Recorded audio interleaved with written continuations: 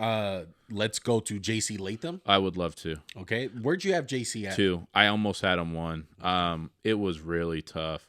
And I went into this again. And I'm thinking, all right, I know who the top guys are. I know it's Olu. And, I looked at the ringer and they were like, oh, this guy, so smooth. And JC Latham, they have him at like 28. And I was like, this is a top 10 pick. This guy is un-effing believable. Yeah. And I fell in love with him Look, he looks like crap because he doesn't have, like, his gear's trash, right? Like, I know it shouldn't matter, right?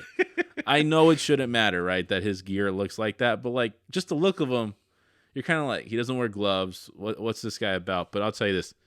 He's a fucking monster. Punisher. He's a monster. He's 6'5", 342. He's got 25 pounds on alt. He's 4 inches, long ass arms. Yes. Oh my God. He's heavy-handed. Yeah. 35. He's heavy-handed. 35-inch arms. Yeah, that's freaking almost as big as Joey's, long as Joey's arms. But no, his feet are pretty good for someone of his size and weight. Again, he's not the mover that Alt is, not by a far. He's not the mover Olu is. He's not the mover Fontenue is. But this guy's good for his size. If you see this fucker coming at you, you're like, oh shit. Yeah. And this is the difference, right? And this is going to be a thing I talked about with Fuanga.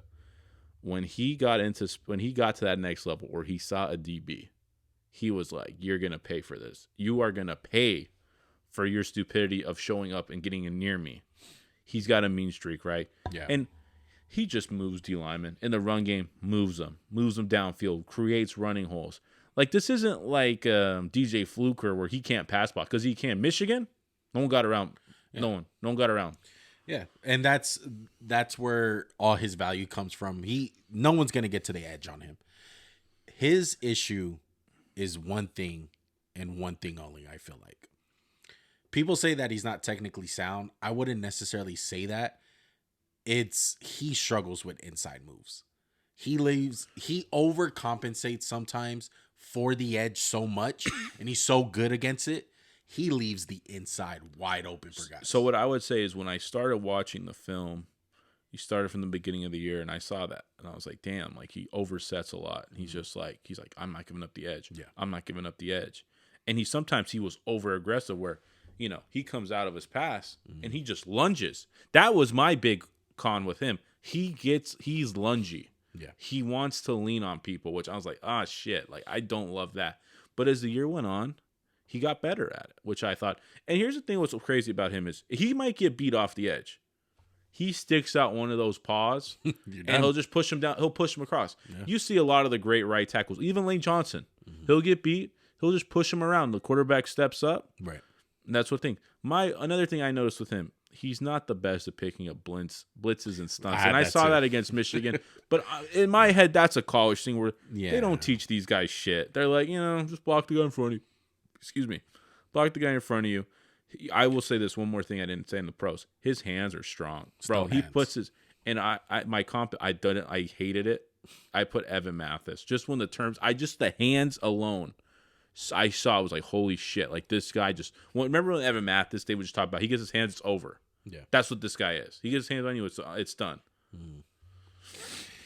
Look, I have him as the number one guy. He has attitude. He's a dog. He doesn't give up the edge, like I said.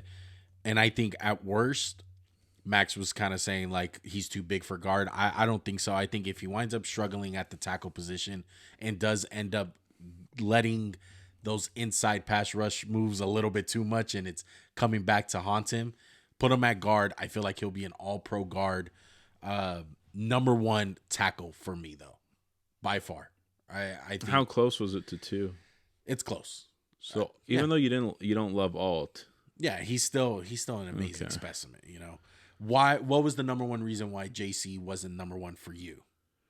I just like the guy a little bit more. And I like what maybe. Yes, I would say this. Latham is better than Mims right now, but projecting wise, what I could see Mims being is ridiculous. And I'll say one more thing about Latham. His anchor's off the hook. Like, he don't get pushed back. He's like, nah. Just even when they get to his body, he's like, nah. I'll just eat this. Yeah, I'll eat this. I don't I don't think this guy gets past the Saints. This is everything they wanted Trevor Penning. Exactly. I feel like the Saints, kind of like me too, like, hey, let's redo this mistake with Trevor Penning. Trevor Penning was one of my best tackles a couple years ago. He has not panned out. He is not that guy. Redo that mistake with JC Latham, and he'll be a beast for you. He's everything that you want.